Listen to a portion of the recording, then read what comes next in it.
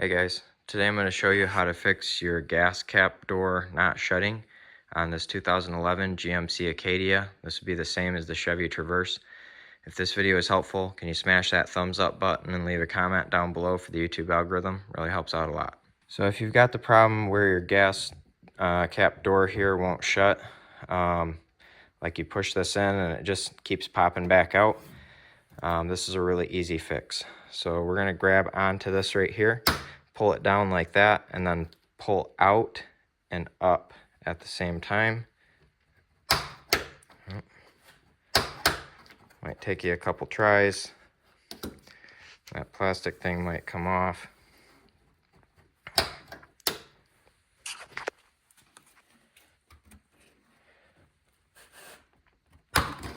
There we go. Okay, so it's usually this is the problem, and it just won't click down when you push it back in. So all you do to replace this is just go get your one from Amazon that I have linked in the description below, or one from a junkyard, and you just take it, push it back in like that.